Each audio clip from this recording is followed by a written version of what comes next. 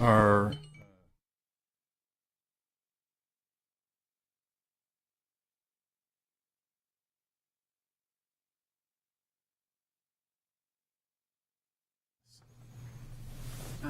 Kevin hasn't started yet, so let's just. Oh, Kevin hasn't started. Sorry, Kevin. The folks joining at home, we're gonna open this up and start with a presentation from city staff. Very good. Thank you. Thank you, Mayor. Thank you, councilors. Thank you for taking the trek out on the property earlier today. It wasn't too wet tonight, so it's very good. So I'm Al Pratt. I'm the Water Resource Manager for the City of Portsmouth. I'm going to begin this presentation just really with a general overview of the water transmission main project, and I'll get into a little bit of the construction plans and details. Then I'm going to turn the presentation over to Trevor McCourt, the Assistant City Attorney, to discuss the legal matters associated with this property and this project, and get into the proposed motion. Also here tonight are representatives from Wright Pierce. They are the consulting firm that we've hired to help us work on the design of this project, as well as all the permitting that's associated with the project. They are Darren Larry, who is the project manager, and Britt Ekstrom, who is the project engineer, as well as the lead on all of the permitting that's been going on in this project. Also from the city, working on this project, Ryan Getz, Deputy Director of Public Works, and Zach Cronin, Assistant City Engineer. They've all been working on this project for many years now, and we'll all be here to answer questions after the presentation. So I'll begin. The first slide here is just the general background of the transmission main. As you may know, the majority of the water supply to the Portsmouth water system comes from our sources in Madbury. That includes the Bellamy Reservoir, as well as 4 groundwater wells that we have at our treatment water facility in Madbury. And all of that water is piped through this transmission main into Portsmouth. It all ends up at the Newington Booster pumping station, and from there, the water is repumped into the city to maintain the pressures throughout the distribution system. So this transmission main was installed by the Army Corps of Engineers back between 1953 and 1957. And after its completion, the pipeline and a 40-foot easement that went along with that pipeline the ownership was transferred to the city of Portsmouth. So we have that here. So the pipeline from the Madbury Water Treatment Facility passes through many properties in Madbury and Durham, crosses Route 4, crosses Wagon Hill until it reaches Little Bay. And up until this point, the pipe is constructed of a pre-stressed concrete cylindrical pipe, very sturdy, very solid pipe, 24-inch pipe. When it reaches Little Bay, it becomes 2 20-inch cast iron water mains that pass underneath Little Bay. And from there on, it goes back into a concrete pipe to the Newington Booster Station. We can go to the next slide. Has actually a close-up of the crossing a little bit, really talking about the focus of this project. As you see, these are 2 cast iron pipes where they divide into these two pipes here. This is the layout. You see Wagon Hill in the upper left and Fox Point on the right there where they come together. There are valves on each of these cast iron pipes with the intention, when this was built, if something happened to one of those pipes, they could shut it off and still have the redundancy to be able to run water through the other pipe. We can go on to the next slide. I'd like to talk a little bit about the sources of water before we get into more details about these pipes. So on the Portsmouth side of the bay, we have 3 groundwater supply wells that are sources for the Portsmouth system. On average, they provide about 22% of the water demand in the Portsmouth system. Those can be increased to almost 40% of the total water demand. And these percentages are really based on just the Portsmouth water system. They don't include the wells and Pease. They're 2 separate systems. In an emergency, we could transfer water from the Pease system or the Portsmouth system, vice versa. But as you note here, it's 78% of the water is coming from our sources in Madbury. That's the surface water, treated surface water, and our wells in Madbury. That's on average.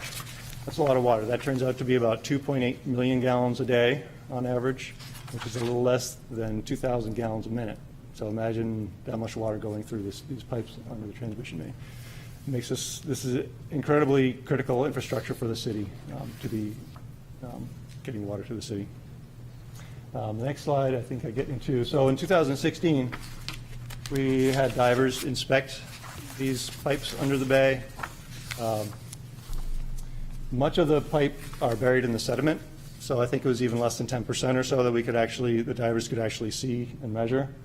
This is some of the videos that they took. As you see, there's a lot of pitting on these pipe, which is only natural. They're cast iron pipes, and they've been in salt water for 65 years. So they are very degraded. Another thing that was noticed during this inspection was the valves, which I mentioned on either side of these pipes. They were underwater. They were very deep, 10 to 17 feet underground, so not very safe access, and they have not been operated in years. So it was deemed that they are inoperable. The good news was, in 2016, the divers found no leaks in these pipes. And we hope that's still the case. Next slide. So that, after talking to consultants, engineering firms, after that inspection, we considered many different options for what we were to do about these pipes. And we decided on this new 24-inch diameter high-density polyethylene pipe as a third pipe to be put in the bay. This will ultimately be a replacement pipe for the existing two pipes. It will be installed on the sediments across much of the bay. Where the pipe comes to the shoreline, it will be buried. Concrete weights need to be added to this pipe to sink it and make sure it's stable along the bed bottom. But where it comes ashore, there'll be some dredging required to be able to bring that pipe onto land. To minimize any kind of environmental impacts, we are proposing installing a temporary cofferdam setup, so it'll be a very contained area, because when you're digging in these sediments, all that could get into the bay. But if we have this cofferdam in place, they'll be very confined into that one area where we're doing the work. And in order to do the dredging, we'll need to build a temporary trestle, so a crane with a bucket could go out onto the water and work in this cofferdam area to do the dredging to be able to bring the pipe in. And all this work needs to be done, the actual in-water work by permit, it needs to be done between December and March. I think Darren said November earlier. There's a time frame where it's in the wintertime, where there is minimal growth activity in the salt marsh. Minimum impacts would happen to the salt marsh. Another part of this project will be to replace the valves in the existing water mains. So once the new transmission main is in place, we'll be running water through that, and we will get into the old mains, replace those valves, so we will be able to maintain operation of those old pipes, but also have the ability to shut them off because the valves will then be operating properly, and we will be able to access those valves from the ground level, so it'll make it much more easy for us in the future. And a big part of this project is the shoreline and the tidal zone restoration after this is all said and done, and there will be disturbances on both sides as we're dredging and putting the pipe in place. All of those tidal zone salt marsh areas will need to be restored. That's part of the project. The project won't be complete until that is done. I believe there's a 5-year period after the project to ensure that they've all successfully been restored. Permitting is another very large aspect of this whole project that Bert has been doing an excellent job on keeping up with all of our permits through the DES and federal agencies. We are in the process of the wetland permit process right now. Also want to make note of work we've done with the town of Durham and the town of Newington. They've been great to work with, and we really appreciate their support with all of this, the project we're doing here. In the next slide, I believe we get into some photos of construction. So on the right here, that's an example of a pipe. I believe that's an 18-inch pipe. About that. So this is an example of the HDPE pipe with the concrete collars on it. Our pipe will be a bit bigger than that. And the trestle system where the crane can go out and work. As you see, the pipe will be assembled on shore. It'll be assembled on the Newington side and floated across the bay. And then when water is put in and the buoyancy is taken off of it, that pipe will sink down to the bottom of the bay and it'll be dredged into place. As you see here, they have the clamshell bucket that they're using to do the dredging. And this is just a layout of where the pipe is proposed, right between the same footprint of the existing pipes. This will minimize any impacts. This area has already been disturbed with the installation of the old pipes. We're laying new pipe along the bottom there, and you see the connection points. Just noting the Wagon Hill property on the upper left and the 180 Piscataqua Road property adjacent to the bay. And on the Fox Point side, the same way, that pipeline is going to be coming up onto shore and will be tapped into the existing concrete portion of pipe. I believe there's one more. This is just showing also the easement that we have, that easement that was transferred to the city of Portsmouth from the federal government. Cuts right across Wagon Hill, right along, this is where the water main is, and it goes right in through the 180 Piscataqua Road construction area. This easement allows us to really maintain the pipeline route. We have air vents that we go out every year and maintain. So at this time, I'll turn the presentation over to Trevor McCourt to talk more about the legal aspects of the project. Thanks, Al. Thank you, Al. Thank you, Al. Trevor McCourt, Assistant City Attorney for the city. And before I get into the specifics of the ask or of the proposal developed by city's consultants and city staff, I'd like to first talk just a little bit about the history of this water line to give the council a little bit of context here on why we're here and what it is we're doing. This line, as Al mentioned, was installed by the Army Corps of Engineers at the behest of the United States Air Force in the 1950s in a context of the Cold War and a lack of really any meaningful environmental regulations as we know them today. They installed this line quite quickly and without a lot of thought toward those environmental concerns. And the way that they did that at the time impacted a large portion of the property that is shown, I think, on the next slide here. This is a depiction of the temporary access easement that was taken by the Air Force and used by the Air Force at that time. They did this kind of inartfully. They didn't do it in any sort of narrow scope as we are proposing now. They took quite a wide swath of area to install this line. And when they did this, and when I say they did this in an artful way, this is kind of what leads us to one of the reasons why we are here. They did not secure these rights to be able to go in and repair or replace the line in the future, which is why we need those additional rights now to replace this line. And further, when they did the legal description of what the permanent easement that we inherited from the Air Force, when they did that legal description, they did not describe a small portion of one of the redundant lines that crosses the bay. So there's both a permanent easement presented to the council and a temporary construction easement, two temporary construction easements. So you can go to the next slide.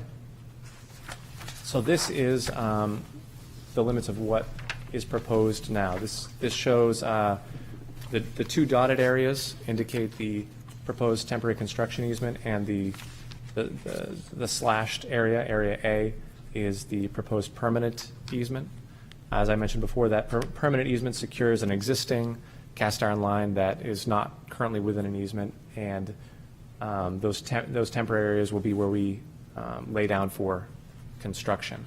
Those areas have been developed. They've been moved and reduced in scope through both discussions with the property owner and working with them and their use of the property and where they would prefer the impact to be, and also in consultation with our engineers and the Department of Environmental Services.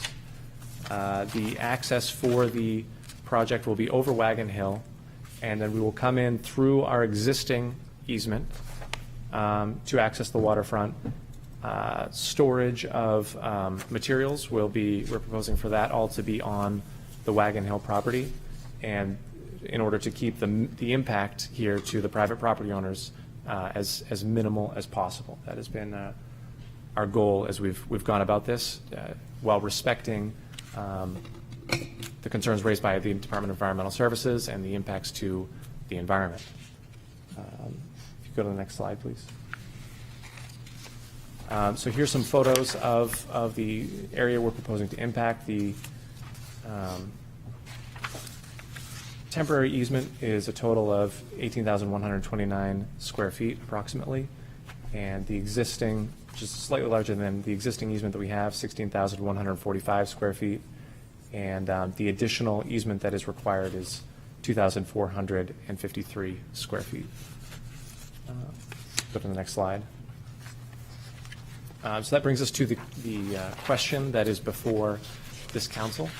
What will be asked of this council is to identify those burdens and social costs on the private property owner as the result of the taking of the eminent domain proceedings, assess the benefits of the project, of the proposed project, and those are all those benefits that Al has discussed and presented to you, and then balance those competing interests. And if it comes out that the benefit to the public outweighs that impact to the private property owner, then it would be appropriate to declare a public necessity for this eminent domain. And that brings us to the last slide, and that's the proposed motion, which would be to adopt the resolution in the form proposed. Now, you've heard the presentation by both Al and myself.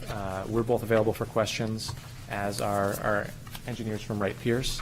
But there should also be a public hearing where evidence may be taken from the public on both of those issues, both the benefit to the public and any burden or social impact to the property owners. Thank you, Trevor. This is an order of events. We should probably hold the questions for Al and Trevor until after we hear from the public. Could I get a show of hands of people who might like to speak? Okay. We have two folks. So typically we try to have a 3-minute, 5-minute unlimited, but we'll just have unlimited time. And is anybody representing the property owner? You are. Okay. And do you happen to be a Portsmouth resident? Okay, so we'll just need a motion to suspend the rules to allow a non-resident to speak first. So moved. Second. All in favor? Aye. Aye. And if you would like to come up to the podium, you got all night. But I would appreciate it if we didn't take that. But this is important, and all of us went out, and you guys had a beautiful parcel of land. It's the first time I saw it from that area. I rode by it a lot as a kid when I was a rower, but it was a beautiful parcel of land that you guys have right now. And as a part of this, we all had to be out at various times. We all had to walk the property and see the property as part of that, and appreciate the willingness to be a part of this process. Yes, and thank you very much for allowing me more than 3 minutes, because the landowners, Janet Mackey and Sandy McLean, have a number of issues that they would like to bring to your attention. And my name is Marcia Brown. I'm with NH Brown Law, and I'm representing the landowners, Janet Mackey and Sandy McLean. Thank you very much for your time and attention to our remarks. The presentation today gives the impression that the project has proceeded on a very smooth, linear path forward with the landowners. But from the landowners' perspective, this is not accurate. They do not agree. The city, primarily because the city is on plan, from their perspective, on plan affecting their property, not the Newington side. They're on plan number 3 at this point. The city has presented the McLeans with 3 different plans in 2020, 2021, and most recently in 2022. Each year, there have been major changes from the landowner's perspective to the project. And when the McLeans found out about these changes, it was after the fact, and they were never told why. So here today, the city is being presented with what is Plan 3 that no longer includes the original 30-foot wide access road across the Leland's property to the north and cross in front of the McLean's property to the work site. Instead, you now have an access road that comes from Wagon Hill. The McLeans heard about this most recent change in the project in an email in June of 2020 showing that the staging area and access road was now on Wagon Hill. In August 2022, the city requested access to the McLean's land and to inside their house for an appraisal to be done. It was the McLeans that asked, well, if they're going to be appraising the inside of the house, what easement is the appraiser appraising? So the McLeans asked the city to provide them with an updated map showing what land the appraiser was appraising or what the city wanted to now take for its temporary easement as of the June 2022 map, because the staging area was on Wagon Hill Farm. So in September, the McLeans received a rough map which had not been overlaid with the aerial images before showing which trees should be cut, bushes that would be in the way. And when the McLeans received this plan, it was specifically stated that the plan to use the access road from Wagon Hill was far from finalized, which begs the question, with the authority that the city is asking you to, or for the eminent domain authority, what is the project, what is the city council being asked to approve today if the access road from Wagon Hill is far from being finalized? Just to give you a flavor of why the McLeans want you to understand that from their perspective, they have been extremely patient with the city during this project, notwithstanding some of the news reports we saw in the newspaper today. First, the McLeans became aware of the project when the city mailed them an easement deed to sign. The city did not tell the McLeans anything about the project or how it would affect their house, the land, the shoreline during construction. In another example, the McLeans received an offer from the city in August of 2021. The McLeans spent a great deal of time reviewing that project, asking questions about inconsistencies that it found in the plans, identified issues that they would like to include in an MOU, and today you've heard some of the city describing some of the issues that we feel that have been pinned down in a proposed MOU. So when the McLeans reached out to the city on these many items, the city was going to respond, but in September 2021, during a conference call to explain some of the inconsistencies and provide additional information, it was mentioned that in July, this is 2021, this is before the August 2021 city offer, that they had completely revised the project and had filed it with Department of Environmental Services. The McLeans didn't know about this. So the time that the McLeans had spent thoughtfully considering the city's plan and offer was wasted because they now knew that there were major changes to the plan. This is plan number 2. Plan number 2 includes the 400-foot long cofferdam, trestle, a ramp to be constructed on the landowner's, which you saw was fragile sandy shoreline, and extended out into Little Bay. The cofferdam would be constructed with heavy steel sheet piles that would be trucked across the McLean's lawn on tractor-trailer trucks.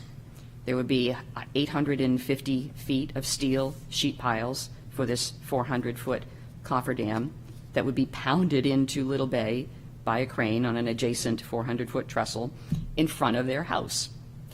So Plan 2 raised a number of concerns related to the construction and restoration that were not in the concerns that would have been raised with Plan 1. Now, in March of 2022, the McLeans received an offer, which was based on Plan number 2 from the city. The plans were represented to the McLeans as being near finalized. So on April 6, 2022, the McLeans sent the city a number of questions, but just to give you a flavor of some of the inconsistencies, There were questions about why the specifications were referring to a project in Rochester, New Hampshire, not Durham. The Rochester construction specifications were absolutely not relevant to the project in Durham, so it begged the question of what were the specifications that were supposed to be there relative to the Durham project. So just to give you a flavor, it is tough to review a project when things keep changing, or from the landowner's perspective, there's these kind of inconsistencies. They're not engineers. You know, they're looking at black and white what is being presented to them as the project for them to consider. So just to give you, this is to give you a flavor of the lack of attention to detail that has added to the list of questions that any landowner in the McLean's situation would have. Now, the city's consultant, Wright Pierce, responded in May of 2022 to the questions that the McLean's asked, and then less than 2 weeks later, the McLean's received an email stating that the city is changing the access road that was in Plan 2 to come across the Leland property. The new plan would access the construction site from the west, from Wagon Hill Farm, which is a public park, as you know. Throughout this, the McLean's believe that they have been very cooperative. They have given permission for the DES wetlands surveys for Plan Number 3 to be done, as I have for many other wetland surveys, borehole surveys, easement surveys, et cetera. This has been continually, when they receive a request, they work out if they have company over, we just pick a different day for the surveyors to come over to the property. So the McLean's feel like they have been very generous, very patient in working through these issues.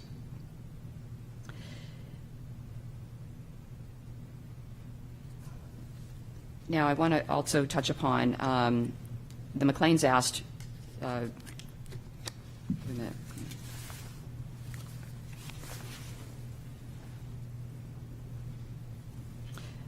I touched upon this earlier in the remarks, but just to be a little bit more detailed.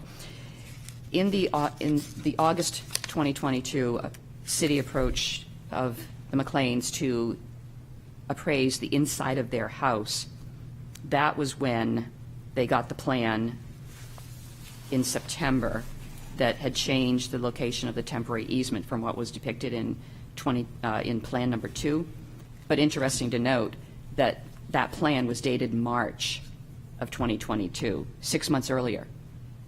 And again, this is just another instance where plans are changing. They seem to have been changed months earlier, and here the McLean's are considering the project, making a list of all the concerns for the MOU, yet they're not kept in the loop in a timely manner.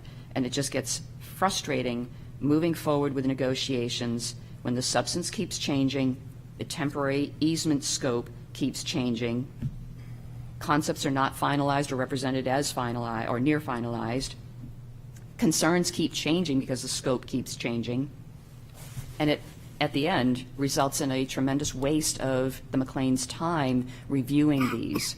So I just wanted you to get a perspective from the landowner's view of being asked to review projects and they keep changing, and the frustration that they feel that they have gone through, and also to exhibit the patience of pointing out all of these errors that they have demonstrated.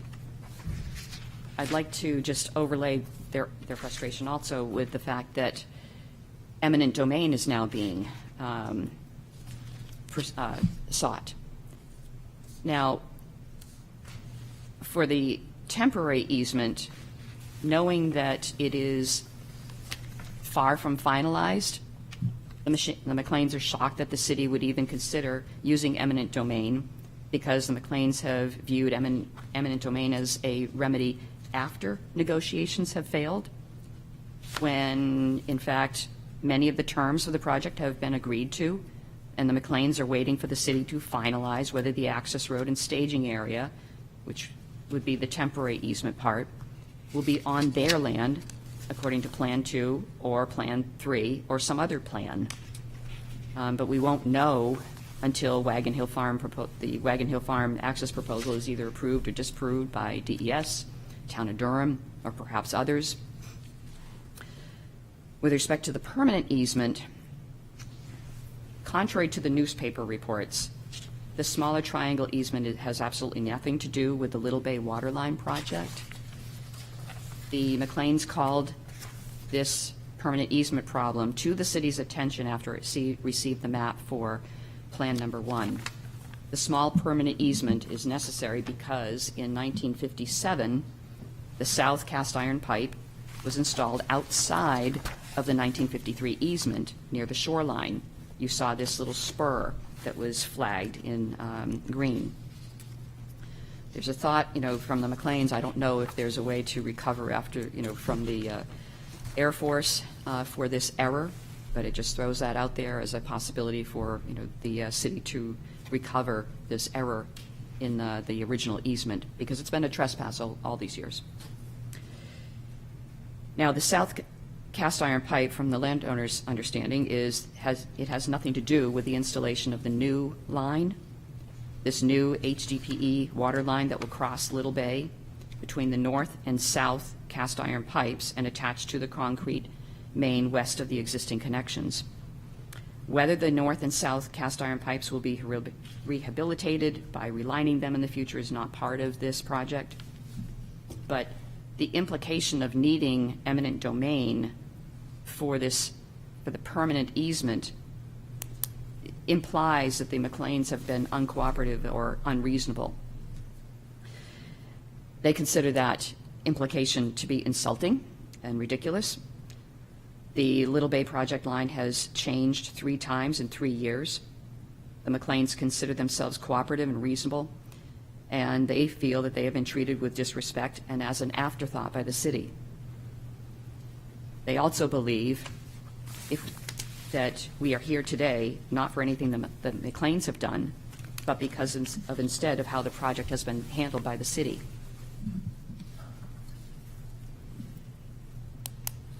I would like to touch upon some ownership corrections because, first, the land owned by the McLeans has been in the family for almost 200 years. The city is aware that the United States Air Force purchased the easement on the McLean property in 1953 from Edward and Gertrude Emerson. They were the current owner's grandparents. At the time, in 1953, they were elderly. Edward had, in fact, died in 1955, and Gertrude died in 1956, prior to the 1957 construction. So there was no one there at the time of the construction to question the engineers about why they were installing mains outside of the easement. If the larger easement was necessary due to design changes, the Emersons or their heirs would have been paid for the additional shoreline used between 1953 and 1957. A second point of ownership that I'd like to put into the record is that there's a Portsmouth Safe Water Advisory Group produced a 76-page PowerPoint presentation about the history of the Portsmouth water supply, and on slide number 5, it implied that the city took over ownership of the water main, from Madbury, Durham, and Newington in the 1990s. However, when you look at the deeds at the Registry of Deeds, that conveyance happened in 1962. The McLeans want to point that out to you because it is well known that the city's need to construct this third line is due to the neglect and lack of maintenance of the water main infrastructure.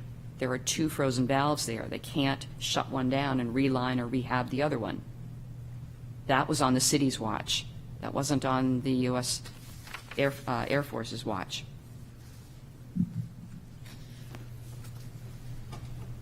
One issue that the landowners hope to work out with the city, that it just wants to raise now, is if Plan Number 3, what they're calling as 3, the access being from Wagon Hill Farm, is approved by the Department of Environmental Services or the town, they need to address the best way to keep the public from, on Wagon Hill Farm, off of the McLean's land. The town of Durham has been very responsive to the continuing problem of the public using Wagon Hill Farm and wandering onto the McLean's land. They have moved paths from the shared boundary to discourage the public from wandering off. Now, with this Wagon Hill Access Farm, there's a proposed split rail fence, but that will complete the superhighway that's going to be cut through the forest, is going to negate all the efforts the town of Durham has implemented to prevent the trespass onto the McLean's property. The McLean's would like to suggest to the city a tall, solid wood gate at the boundary line in order to keep the trespassers off of their property. Another issue to raise to you is the permanent triangle. This is for the spur that was constructed off of the main easement. There, if you look on the maps, there is like 30 feet to the west of that spur that the city is asking to take for the permanent easement. Now, this is a subdividable lot, and the more an easement prohibits construction, use, building, it's going to decrease the value. The landowners don't think that the city needs that 30 feet. They're going to be suggesting maybe 10 feet, because if you go back to the main trunk of the easement, you've got all that space to access that spur in the future. So that is something that the landowners are going to be approaching the city about, because they don't think that they need that extra land to the west for that spur. And that is primarily, the concern is primarily driven because they would like to subdivide, or they don't want to lose the value in being able to subdivide in the future by having property that's burdened and can't be built upon.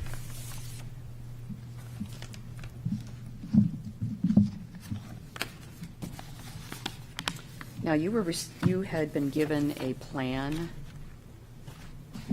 in the presentation that shows,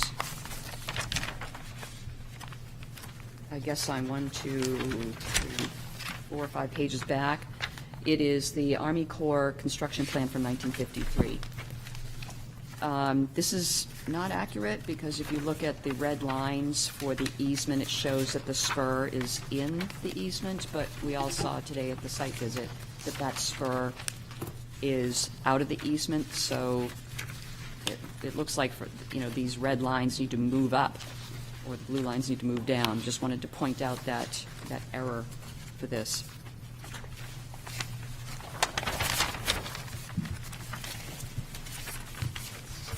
The newspaper report that the McLean saw today was disturbing, because the city has been, or is quoted in here as, we just couldn't come to terms with them.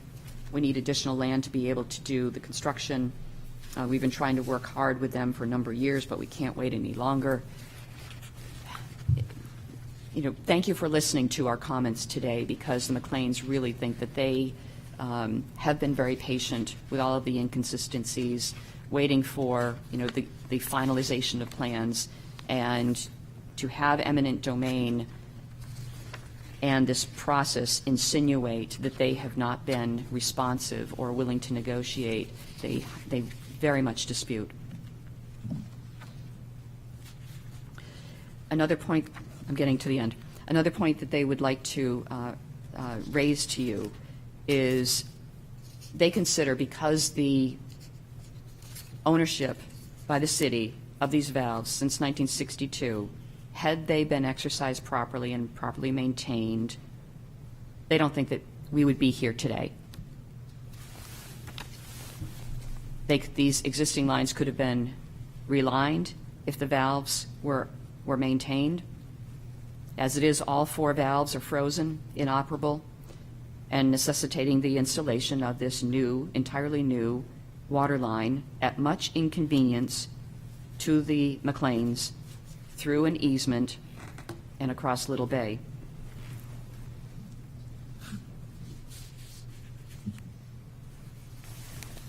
We would like to remind or bring to the councilor's attention that the McLeans have assumed that the city has made no offer on this plan number 3, because it is waiting to finalize whether it can use Wagon Hill Farm for its access road and staging area. The McLeans are waiting for the project plans to be finalized and hope that they can reach a resolution with the city. Right now, unfortunately, Plan Number 3 is more intrusive to their peace and quiet than prior iterations of the project because of the trestle and all the noise that's going to be involved in constructing that. The McLeans are hopeful that once Plan Number 3 is finalized, or if whatever plan is ultimately finalized, they will be able to complete their negotiations with the city. Right now, we have a number of points in a draft MOU that we believe will be added to, but we believe we have a number of elements of this project pinned down. But certainly there's more to pin down once the project is finalized. So those are the points we wish to raise to you. The McLeans feel that they have been more than accommodating to these changes and are not the unreasonable, non-negotiators that, the newspaper report may be implying. Thank you. Thank you very much. We can ask questions, but let's save that to the end of and we might ask you to come back up. And I'm sorry, your name one more time. I didn't write it down at the beginning. Marcia Brown. Marcia Brown. Thank you. Thank you. Are there any other speakers tonight on this topic?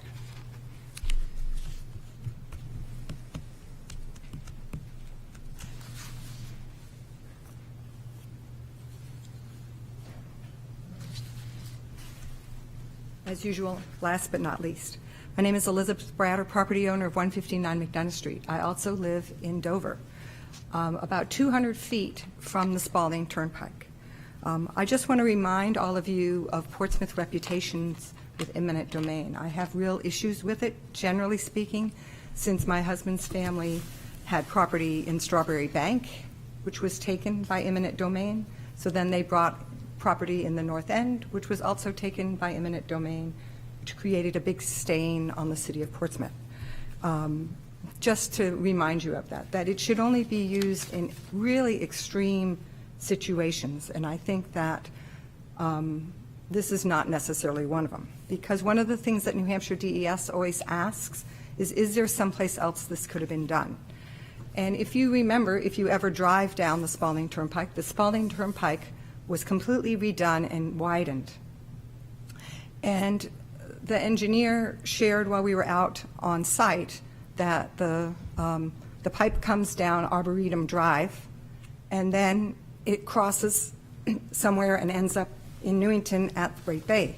Well, wouldn't it have been smarter when we looked at this project to have run it parallel to the Spalding Turnpike and then had it go up so it could have crossed on the new Ruth Griffin Bridge, which has another name when you come the other direction, a bridge with two names, but it's the old General Sullivan. It's the new General Sullivan Bridge. So this project goes down Arboretum Drive. Arboretum Drive ends up at a little circle there where you go to Walmart in Newington, and then it could have crossed right on to the southbound side of the Spalding Turnpike. It could have taken a left onto Scammell Bridge. That whole area of Route 4 was rebuilt. If you've ever done any commuting in that direction, that was completely redone, and it could have hooked up to the old pipe right there at Wagon Hill. So instead of doing that, instead of even now remember, that whole area was completely excavated, so they could add 2 more lanes on each side of the Spalding Turnpike. And Route 4 has a new circle there that you got to experience today if you drove down there. And they redid all of that pavement as well. So had this been brought forward in 2016 in a way that the public was aware of it in a big way, maybe somebody would have thought about doing that. But that's not where we are today. So I did have some questions on site, but was not allowed to ask them according to the attorney who was there. So I want to know if anybody has looked at the other pipes. If you've ever owned an old car, which we have, and you change something on it that involves putting something new on in terms of a hose or whatever, the things on the other end of it tend to have a problem then later. So my question is have we looked at all the rest of those pipes? That was not brought up or answered. Could the new pipes run through the old pipes? They said there are no leaks in the old pipes, so would it be possible to run the new pipes in them? Since we all are thinking about PCBs and other chemicals that are in our water, these sound like they're going to be some kind of plastic. Has anybody looked into that in terms of long-term effects to people drinking that water?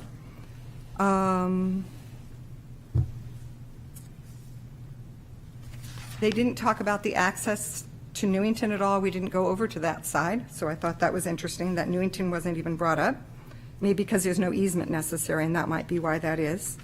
And everybody here needs to understand that it's listed in their New Hampshire DES report, and it's commonly known, if you know anything about environmental stuff in this area, that the sediment, of which they're digging up 400 feet on each side of the thing, at least that's what I understood them to say, is full of PCBs, toxins, and furans, which are likely what's called encapsulated, and that's what nature does in order to protect itself from things. Just like when you get a big pimple on your face, it gets encapsulated.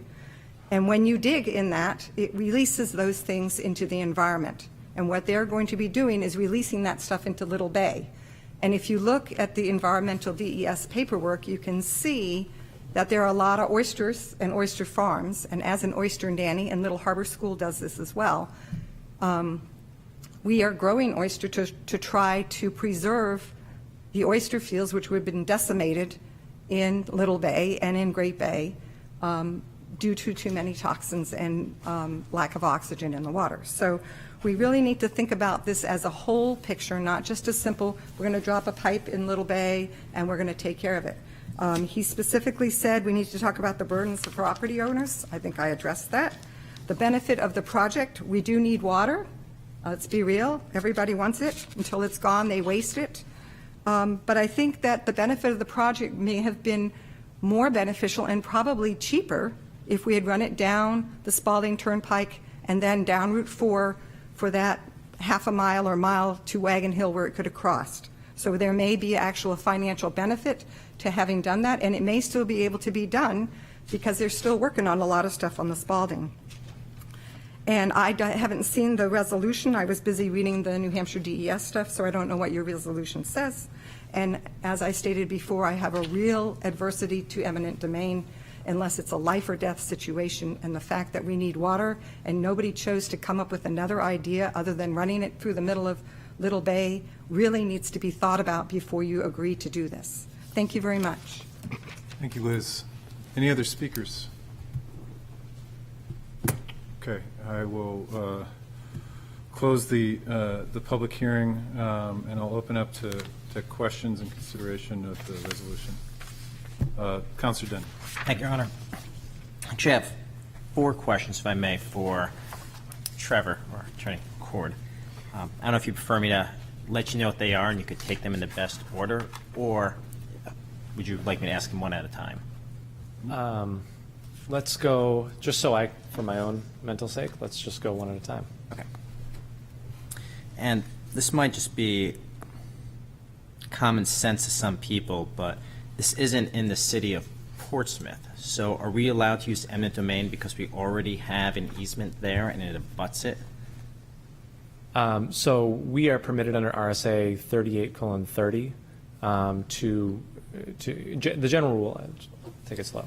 The general rule, you're right. We're only allowed to use eminent domain within the city of Portsmouth. RSA 38:30 is an exception to that rule and allows us to exercise eminent domain in order to protect our public drinking water supply. And then in the resolution itself, it uses the term in the final wherefore to pursue condemnation as may be necessary. Does that have a legal significance, condemnation? Sure. So, and perhaps I should have led with this, Counselor, but negotiations are still ongoing. We're statutorily obligated to continue to negotiate with the property owners, and that is our intent. The intent of doing this is because we need to move our timeline quickly. As Attorney Brown very eloquently put it, this project has changed many times, and we've worked on this project Many individuals have worked on this project over a period of years, and this is something that staff and our third-party engineers has identified as a really critical need. And so we need to be able to move forward on this. And we can't get a final permit from New Hampshire DES. We cannot do the public hearing that is required by DES in order to get that permit until we have all of the legal rights necessary in order to do the project in hand. So that's really why we're doing this. And condemnation is the end point. If we cannot successfully negotiate a resolution to these easements, condemnation is the legal proceeding where we proceed with the Board of Tax and Land Appeals to condemn the property and vest title in the city through that manner. But we certainly hope we do not get to that point. You answered my third question regarding if we need the land before we get the permitting. The second half of that is, do we need the permitting to come up with a final plan? So there will be ongoing work and negotiation and oversight with the Department of Environmental Services. And there also, when we identify a contract, after we go out for bid, when we identify a contractor, some of the means and methods in order to accomplish the project will be left to the contractor in close consultation with DES, under the terms of that permit. So we won't have, this is exactly how this project is going to be done until that time. But it will all be done with the oversight of DES, to be sure. And my final question for now is, if we move forward with this and it comes to condemnation, are we still going to seek an MOU with the property owners? We're still going to seek an MOU with the property owners. Well, I think all the terms, all our terms would be formalized in an easement at that time. I mean, we could still negotiate an additional MOU, but I think if we were to get to that point, we would just enter the final easement document with the BTLA, and that would not include a separate MOU. Thank you. Councilor Tabor. Thank you, Mayor. I wanted to get some responses from our Public Works folks on some of the issues Attorney Marcia Brown raised. Don't know whether, Brian, you want to take that, or first question would be, do we need the permanent easement, the 2,453 feet, for the existing cast iron pipes or just for the new pipe? I would turn to our consulting engineer, but the permanent easement, I believe, I'm sorry, Brian Getz, Deputy Director, Counselor, the permanent is because of the existing pipe right there.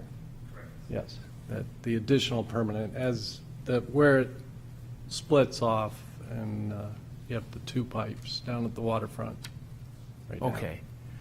So it's not so much that we need that little triangle of land to accommodate the, where we're going to tie in the new pipe. Correct, and it's also, I mean, there are many phases of the project, as described by Al Pratt. The intent is to get the new pipe in so that we can then address the old pipe, the two old pipes, and if work needs to be done on those two pipes, then we would have that easement already in place. So, and I know there's been some discussion back and forth about, well, why not this, why not that? And this actually helps us in the long term if we were to have to do something with that other pipe. And then the issue was raised about the valves, the existing valves down in the vault. Are they working, or are they not working, or is we don't know? That's a great question, and many things on the project. When this first came up, this project itself dates back to my earliest time in this position, nearly 10 years now, when started asking questions. I have meetings with staff in Madbury, and one of our operators, Arthur Bartlett, said, "What about that pipe under the bay, Brian?" And I said, "What do you mean?" He says, "Well, it's been there 60 years, and we ought to think about whether those valves can work. So we actually sent staff out. We looked in the pits, and staff at the time said, "Do you want us to go down and try to turn these valves?" And I said, "Well, how deep are they?" And they're 15 feet down. And it's like, no, don't go down and try to turn valves. Then we talked to even people that from years ago, have those valves ever been turned? No. So, I mean, these are protocols. When something's installed, today we would say, what's the standard operating procedure? Go out, operate the valve at least once a year, make sure everything turns. We do that, throughout our system for other working valves. So it was really deemed that don't touch it. When we got engineering firms involved to review this, they too said, you don't want to, everything's working. I mean, it'd be different if we had other options, but if one of those valves were to break, then we'd really have an issue. So that led to all the alternatives. I know the question was, why not around? So I guess I'm here. I'll quickly answer that. We did investigate that. We have alternatives that were done. The previous consultant, Stantec, looked at that. It's quite a distance, and would it go across that bridge? Would go across the other bridge? We are concurrently working with the city of Dover on an interconnection. When the pedestrian bridge goes in, a pipeline there that would provide that redundancy, because out of that assessment came that realization that, well, maybe getting a pipe on the bridge there, but it would not be this direct service that we have right now with the existing pipe under the bay. Okay. And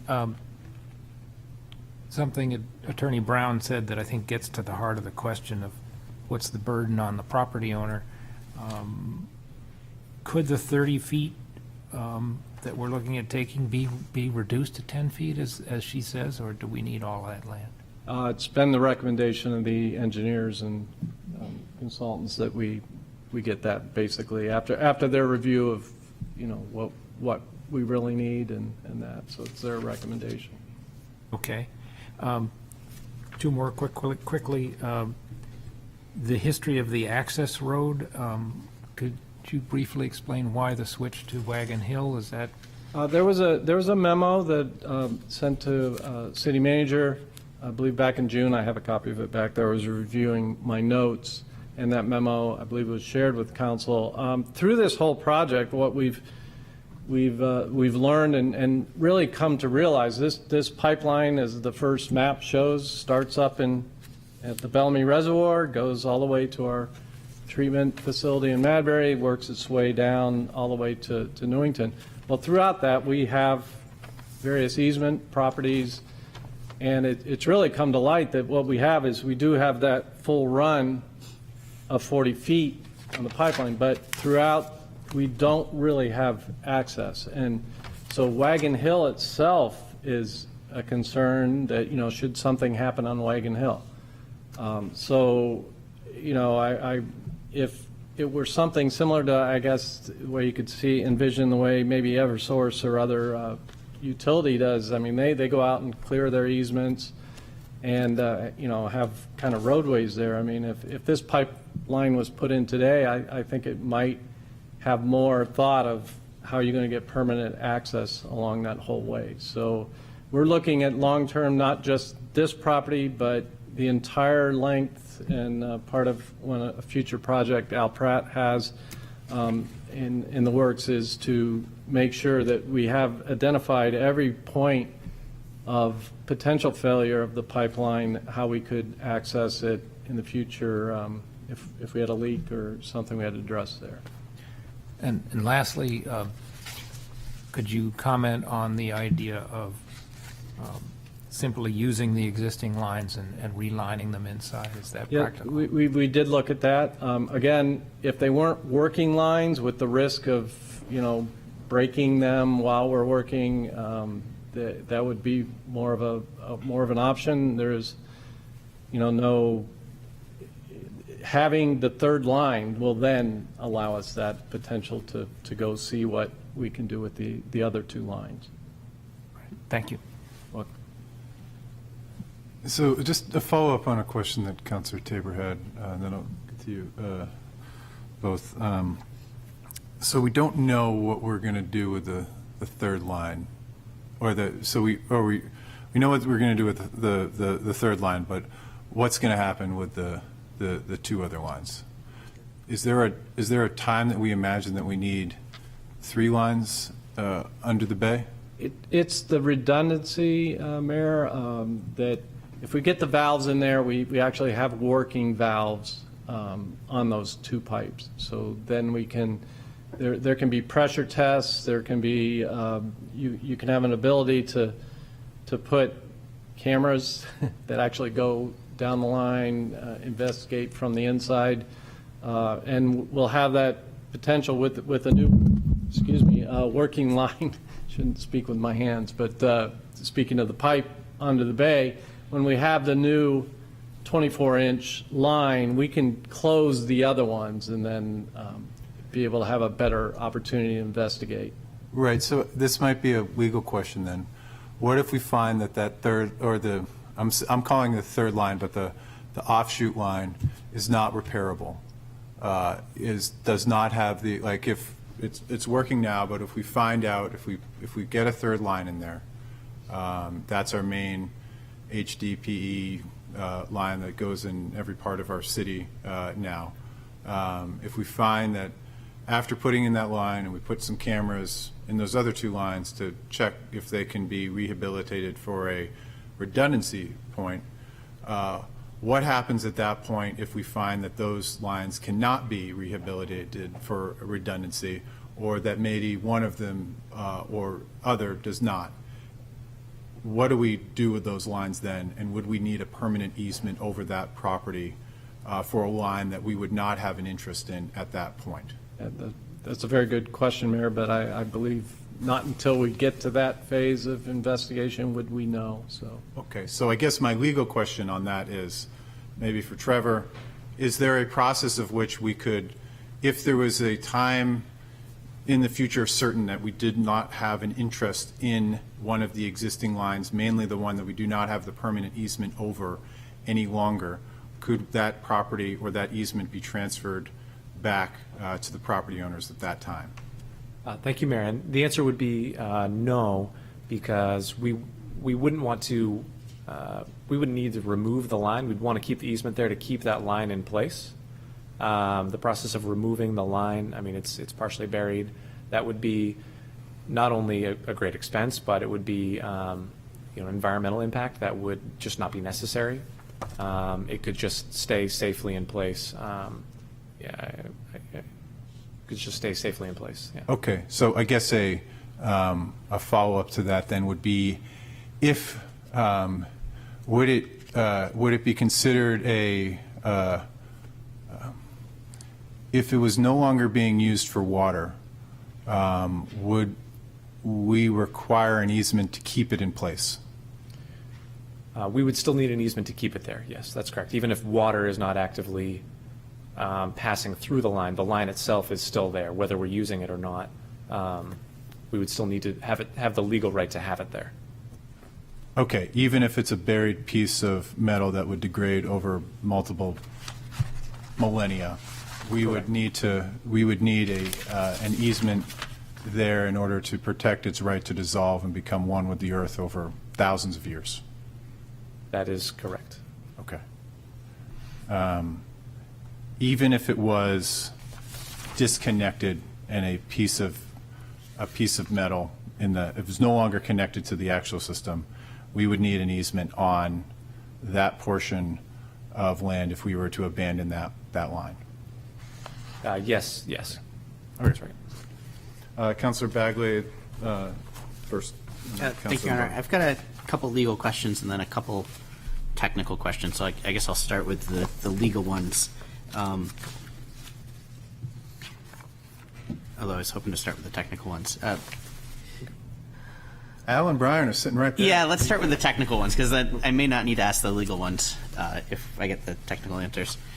We're replacing a 20-inch line with a 24-inch line, and by rough calculations, the flow in a 20-inch line is about 12,000 gallons per minute, and in a 24-inch line is roughly 18,000 gallons per minute,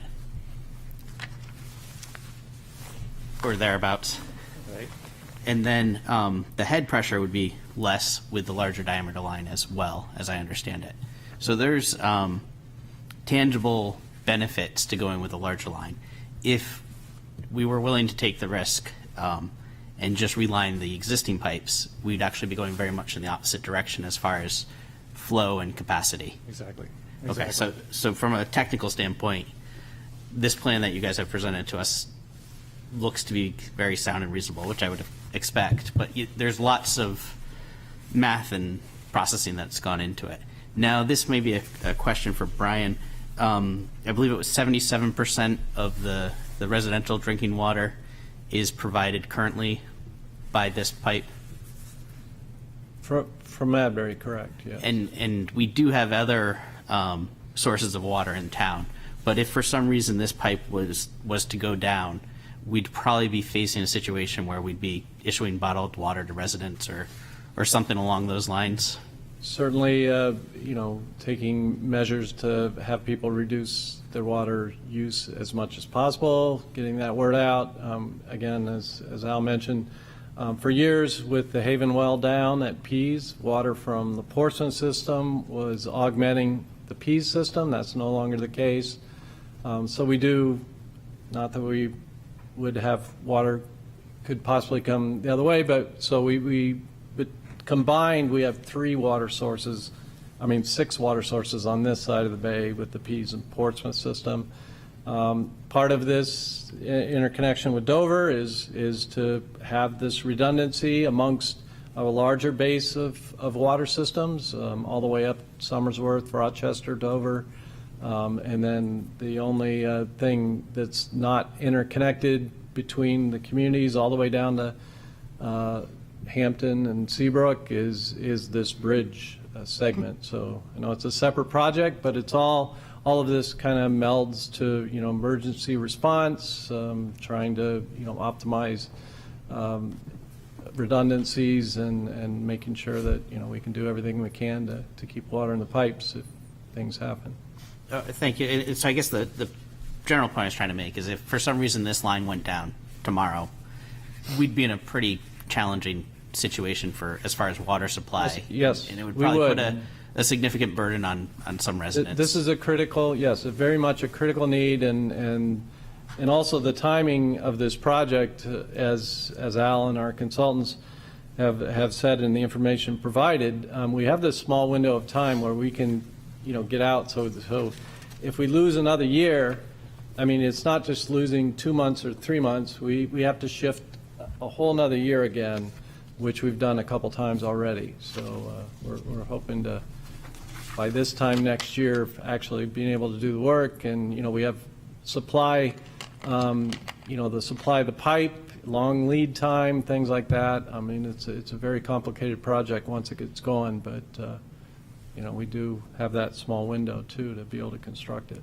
Great, thank you. And then just kind of to Attorney Brown's concerns about the plans changing, I count that there are 11 different state, federal, town of Durham, town of Newington that we are negotiating with to kind of come up with an approved project. So I guess I would imagine, and it's 12 if you include the property owners as well, that's a lot of different moving parts, and you have to start with finalizing the plans on one part of the project before you can do it on the rest. And I understand the property owner's frustration, but from the outside looking in, this looks like a very complex project with a lot of permitting processes.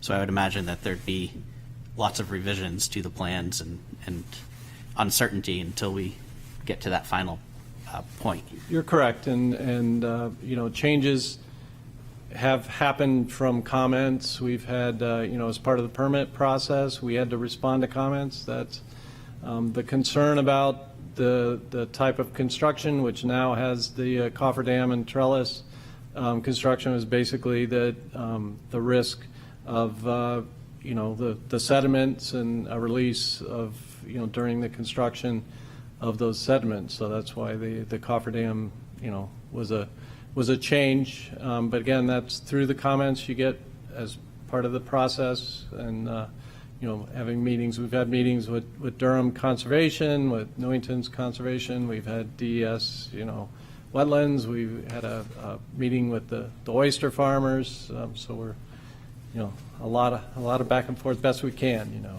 right, and my final technical question, which kind of morphs into a legal question. We're asking for temporary easements. And I guess the technical question is, what is the expected lifespan of the new pipe?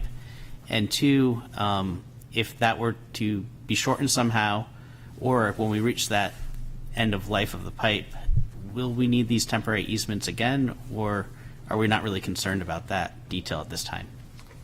Well, at this time, HDPE pipe, which was not something available back in the 50s, is really state-of-the-art at the moment. It's got at least a 50-year, but they claim 100 years. But of course, there hasn't been any HDPE pipe that has been in the ground for 100 years. But to expect that lifespan, again, this is part of why we're talking about more permanent. And this speaks to the pipe all the way from the reservoir to the Newington booster station, that we have protocols.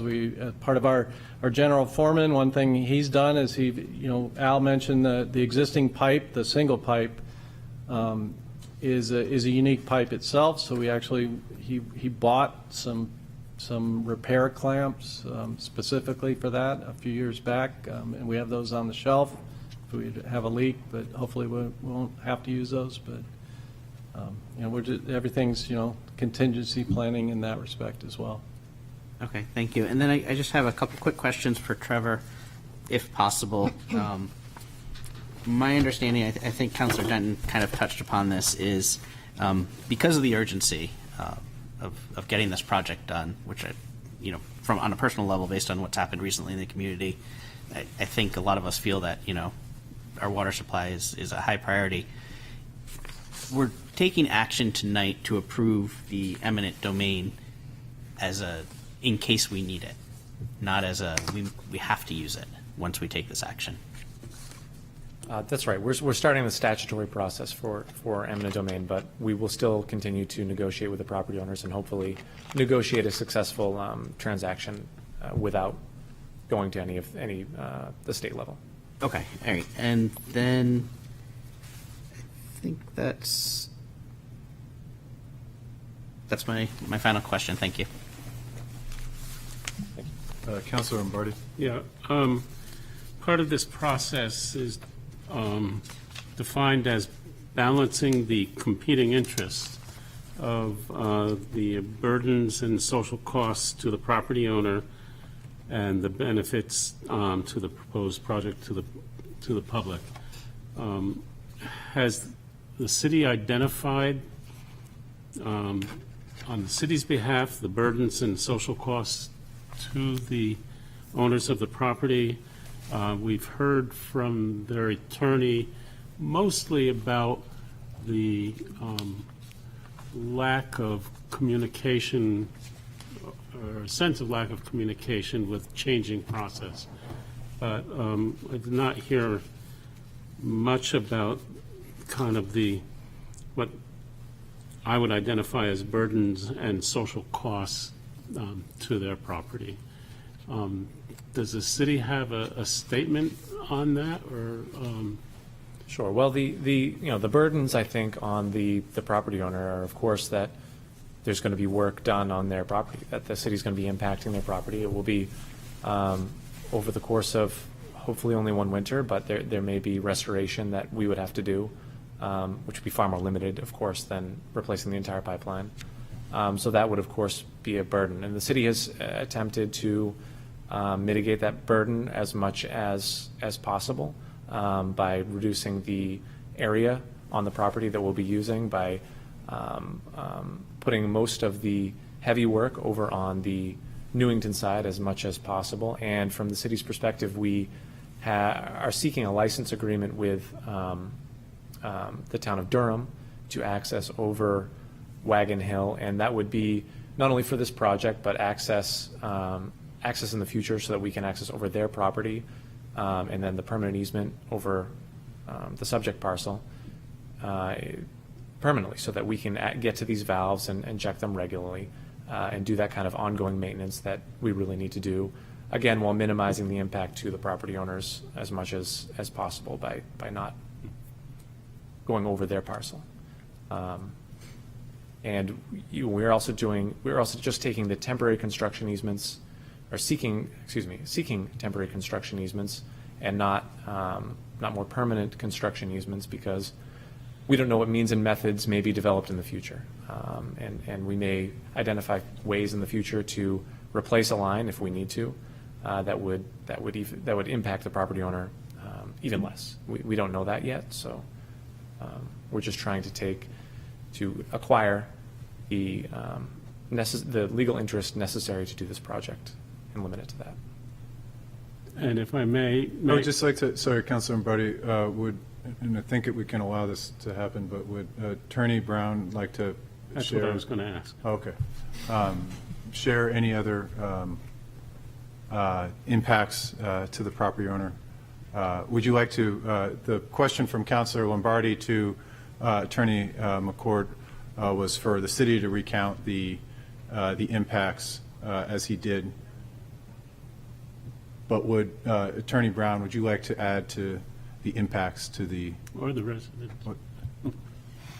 Yes, just for the record, I mean, there's obviously the construction impact and all of the noise and stuff like that, but what we're hearing also here, part of the MOU terms involve like reloaming and reseeding, and I think what I'm hearing with the presentation today is that there may be a permanent access road, and if that's going to happen, then that's going to be an eyesore within the easement. Right now, they've got a nice pastoral view of, you know, their lawn, their hayfield area, so that's one. But the McLeans were just explaining to me that it's tough to identify what all the impacts are when the project is still not firmed up.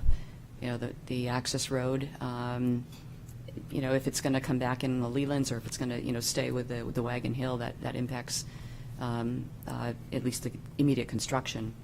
But we, I guess I will offer that unless right now put the McLeans on the spot of if there's other impacts, that we could file a letter to supplement as an option. Thank you, Attorney Brown. Anything else, Councilor Lombardi, at the moment? Yeah, I guess it seems important to me that ideally this doesn't go to eminent domain, and that I would hope that we can find a way where you find people have more information from the city that is satisfactory. I know that, as Councilor Bagley pointed out, it's a project with a lot of ongoing variables and unknowns from various permitting agencies. And but I hope that the communication, both from you to us and from us to you, can be improved to your satisfaction. Thank you for the opportunity. Councilor Blaylock, then Councilor Cook. Thank you, Your Honor. I'd just like to ask, I know one of the members of the public asked about the condition of the rest of the pipe leading to the part that goes underwater and then the pipe coming from it. Just, I don't know if we have any idea of the life expectancy of that pipe, or... Not sure of the life expectancy. There was a project out in Madbury recently when we tapped into this PCC pipe, and we were glad to see that it looked like new when we took a coupon basically out of the pipe, and it looked in very good condition. And we also, when Stantec was our consultant, they did some soil testing all along the pipeline route from the treatment plant to the bay, and from the bay to Newington Booster Station, just to see if the soils were corrosive in those areas. So we have that data, and nothing was very outstanding in that report. And another question, it was mentioned the access road. I think it was mentioned that would be an ideal if it was, when it was originally built, because we're not building an access road here. Can someone answer that? That is not currently the plan. We want to be able to walk into the property and be able to turn the valves off and on, operate them. So the plan is not to make it a road at this time. Okay, thank you. And just one other point I'd like to make. I grew up on the waterfront here in Portsmouth, and my parents currently live the property where my father's parents had purchased way back when. So I am very sensitive to an old home, an old property that's been handed down through the family. I can relate very personally how important that property is to you and how much you value that. And I understand, property in New Hampshire, we've always been very strong rights, and but it's not lost on me the disruption that any construction will cost, just the knowing that pipe is there, I'm sure is some sort of cost just mentally, but these are not lost on me, and I just want the homeowners to know that. Councilor Cook. Thank you, Your Honor. I think my first question is a technical question. So, what is the lifespan of a cast iron pipe, specifically one exposed to salt water? And I'm asking this because I have a lot of experience with deteriorating cast iron pipes in a home, and I'm surprised it's still there. So, can you? Right. What I've read is, 50 to 100 years for a cast iron pipe, but it's very dependent on what environment it's in, right? So this might be closer to the 50-year mark. It's been salt water, and it's been 65 years now. Okay. Follow up to that, we're putting in place one new line, but that doesn't give us redundancy. If we find then that the cast iron pipes, that they've reached the end of their lifetime or their lifespan, is it foreseeable that we would be putting in a secondary pipe as well to give us redundancy? I think we're at that point yet to look for that. One of the options that we talked about was potentially lining these pipes. I know it's a 3,000-foot line, so lining a pipe that long is a difficult challenge, so I don't know if that will be an option. I know I have experience lining cast iron pipe as well. I know what a challenge that is. I can't imagine this length of pipe being lined. But even if it were lined and that was blown in as hard, ultimately hardened plastic, I think is what you end up with. Is there a chance we would still have to replace them because of the deterioration ultimately of the cast iron? Right. Well, it makes me think of the other, so when this HDPE pipe, the way it's going to be laid much on the bottom, it'll be a lot more accessible. So if there ever was damage to that pipe, we would be able to get in and repair that. Unlike now where these pipes are buried, we wouldn't be able to get to the buried portion. If there was a break in one of these HDPE pipes in the shore, that would be an issue. But okay. Thank you. Then I have a question related to the property that is under discussion for permanent easement.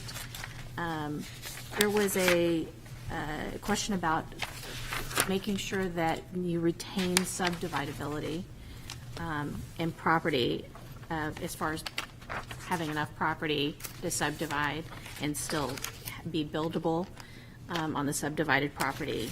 Is the property we're talking about putting in permanent easement buildable?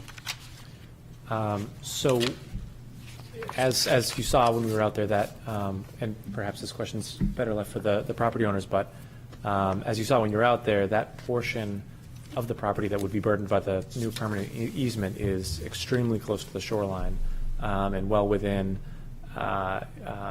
any local or state wetlands buffer. So I wouldn't think that it would be buildable, and we are working with an appraiser to get a value on this property, and the appraiser had the same conclusion.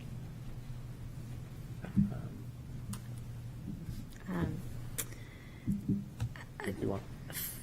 I'm happy to hear from Ms. Brown Sure. This is pre-New Hampshire property, so it has the old low tide. Not that a building would be placed in that Shoreline Protection Act area, but wharfing out rights come with this property, and any permitted docking structure could not be placed within the expanded easement. So that's what I was referring to. And if any of these structure, water dependent structures needed a certain frontage, then that eats into it. So that's the part of the concern. Thank you. I just have a few more. My understanding is that there is some grant-based funding, if I'm right, helping us fund this project. Is there a deadline on that funding as far as building the project? Yes, Counselor, we have $600,000 that's earmarked from Representative Pappas. There is no deadline on that, so we're grateful to have that assistance, but it'll just be part of the funding that we have for the project once it gets going. Okay. And also, while I have you here, as far as New Hampshire DES goes, do we think that if we were able to negotiate a conclusion to this and agreed easements with the property owners, would we be able to, given our current timeline and that it's already November, be able to permit this by next year? Well, thank you, Counselor. I have to turn and look at our consultants because Al and I ask this question often. we're hoping to. Britt? Yeah. Can you please, sorry, you got to, for the folks watching on Channel Britt 22. Ekstrom, who's been working on the permitting side of this for some time now. She has been in communication with the both regulatory agencies on this. Right. And there are a few steps we need to go through just to be able to obtain a permit, including a public hearing. So there are timelines associated with that, but and it's a little hard to say for sure that we'd have it in time, but we definitely know that we, as far in the permitting time frame, we don't have a lot of time between now and next winter, so that's part of the urgency to try to get the permits in place so that we can be ready to go to construction next winter, because if we don't, like it's been mentioned, then we're looking at another year that we'd have to wait to start construction. Thank you. I only have one final question. It's actually for legal. I think I heard here that we've started the negotiation process sometime in 2020, but I wanted to find out how long we've been negotiating over this project. With the property owners? With the property owners. Yes, I've been involved with in the negotiations for about a year and a half. Yes, a year and a half, so 2020. Okay. Great. Thank you. Thank you, Councilor Cook. Councilor Moreau? You can stay. So for all this, most of my questions have been answered, but I feel like based off of something you said earlier that there's a timing issue. In order for us to be able to actually go through and get the DES permit, you need the rights to the property. That's right. And that means you have to actually have signed easements in order to move that forward, or if an MOU was able to be negotiated, would that be enough to then, because I get it's like the chicken and the egg, what's going to come first. So you need those rights, but they want to know all of the plans and what's finalized in order to get there. So there's a bit of a timing issue. So I'm trying to sort of figure out whether or not there's a possibility that you could go forward with DES to try to finalize and say everything's what you're going to do is finalized without actually having the signed easements, or is that not possible? Well, my understanding is based on the representations of our consultant, Britt Ekstrom. She's been communicating with DES, but my understanding is that we do need to have the actual easement in place. Yes. So then a follow-up question to that is, how would, if we pass this resolution this evening, I know it allows you a long process, would have to go through the state. Would this then allow you to go and get the DES and then keep negotiating with the owner, or is this not enough to even do that? No, I don't believe that's enough. Okay. You've answered most of my, yeah. I just feel like we really have a timing issue. You really need those rights, but we can't finalize the plan to appease the owner so that they know everything's going to happen. And yeah, because you need those rights in order to get it. So I just feel like we're caught between a rock and a hard place as far as timing goes. But thank you. One follow-up to that, it's been mentioned by Attorney Brown that we do not yet have the agreement of Wagon Hill.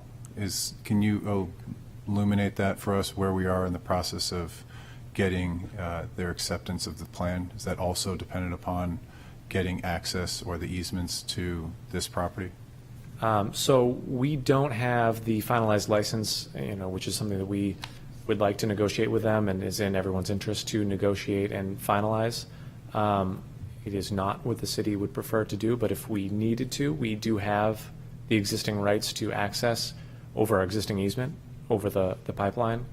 As you all saw when you were out there, that pipeline crosses through community gardens. It crosses through under streams and wet areas that would need to be crossed. And that is certainly not in anyone's interest to cross those areas, but we do have the legal right to use it if we needed to. So that's why we can show DES that we can physically do the project if we needed to do it that way. Okay, so what we would go back, and forgive me, maybe I should know this, but the Wagon Hill, is that a public property to the city or the town of Durham, or is it a private entity that we have those easements? The town of Durham owns the Okay, parcel. so our proposition to them is we can do this over our existing easements, or we can figure out a way to do this with the least impact to the pastoral landscape and the sledders and all the things that we would have a combined interest in wanting to mitigate the construction, and we're confident that they would be supportive of that. I mean, we could put it in that terms if we had to really negotiate with them hard, but they haven't. They haven't given any, so we don't, They've I been guess. willing to work with us so far, and we're just trying to hammer out the details of what we want to do. I Okay, think so- the town has been extremely cooperative and helpful in this process. But we're not, I guess, Attorney Brown brought up that we haven't finalized those plans.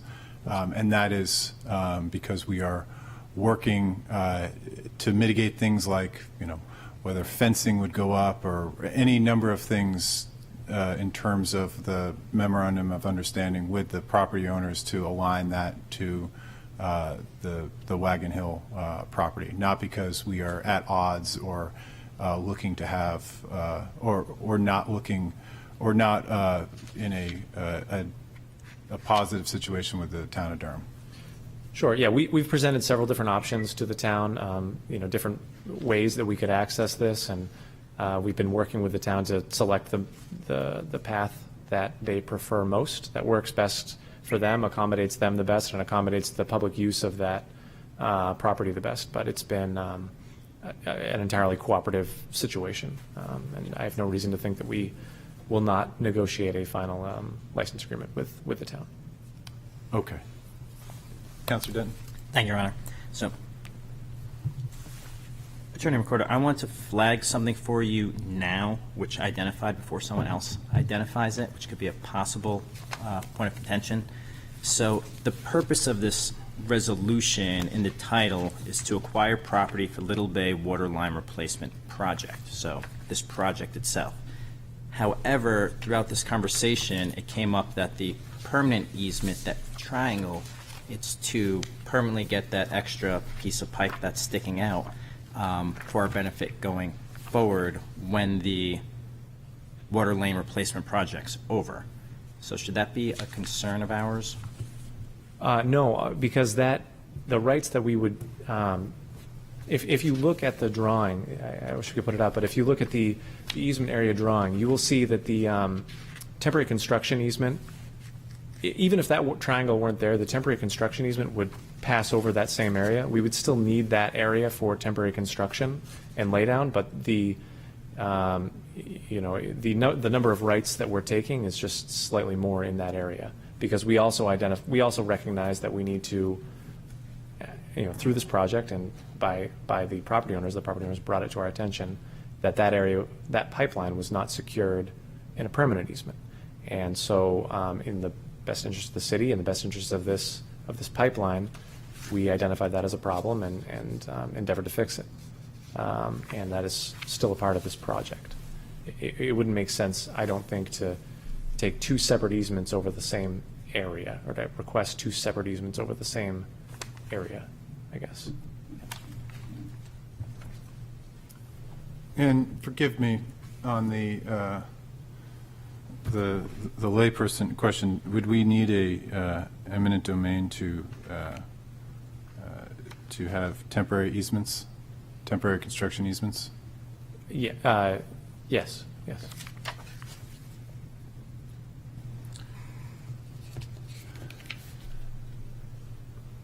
Other questions from the council? I do have one more, Your Honor, for either Al or Brian. This came up from one of the speakers regarding these pipes being made of plastic, and there's far more types of contaminants coming from plastic these days. Is there any concern with these pipes? Not that I know of, that it's an industry standard. They're using HDPE pipes everywhere, even for, if you think about PFAS, one of the recommended sampling containers for sampling for PFAS is an HDPE versus an LDPE. So, but that's not saying there's something else that I don't know about. Thank you, Al. Any other questions?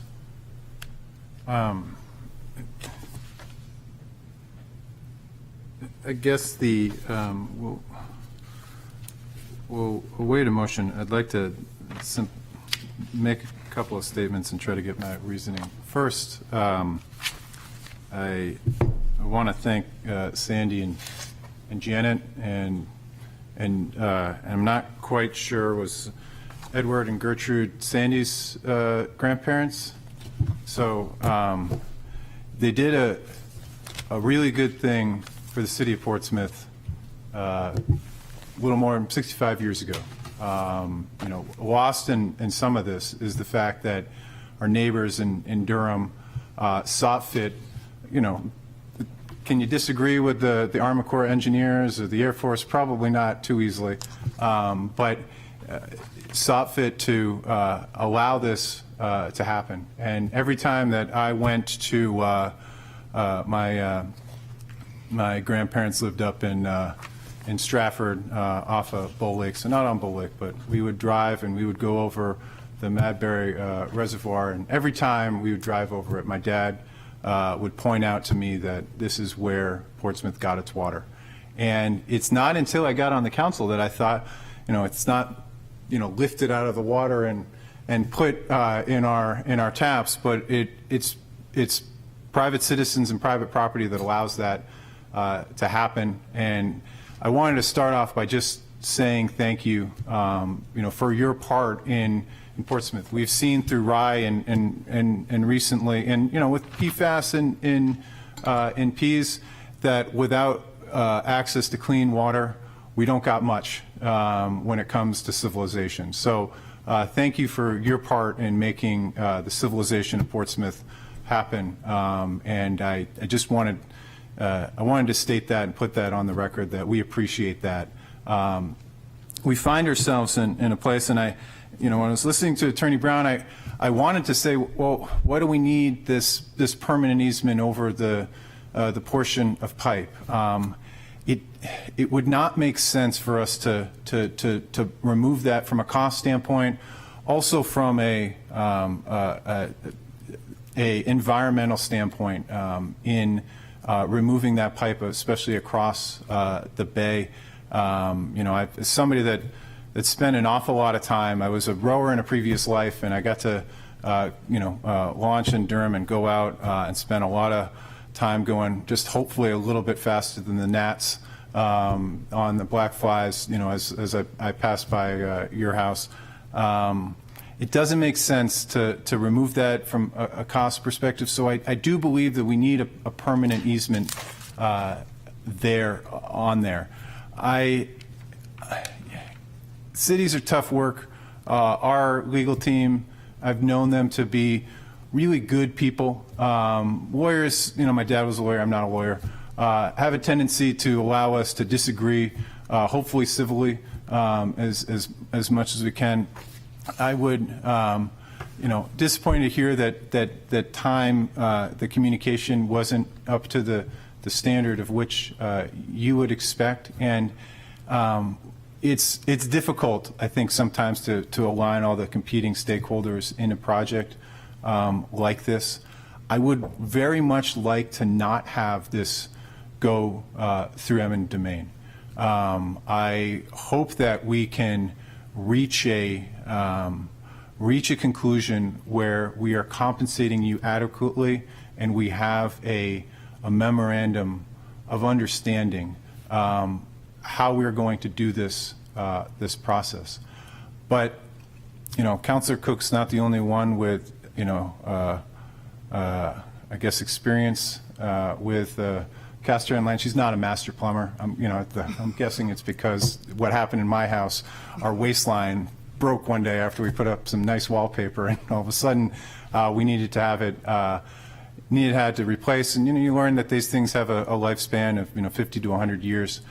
It's very difficult for anybody up here, I think, to look at the situation and not want to protect what your grandfather and grandmother saw as important enough to agree to in the first place. That we want an ability to have a clean and reliable source of drinking water. So I'll ask for a motion in a second. I plan to support this, not because I want to see us go through the eminent domain process, but because I want to see us find a resolution, hopefully outside of that process, and I hope that by seeing the face of the city of Portsmouth's government, that there are people that are very empathetic to your situation and internally grateful for what your property allows us to do. And I would like us to find a way that we can come to a term and realization that understands your private property interests exist much more than an easement. They are the pastoral view and the beautiful bay that you get to look out over.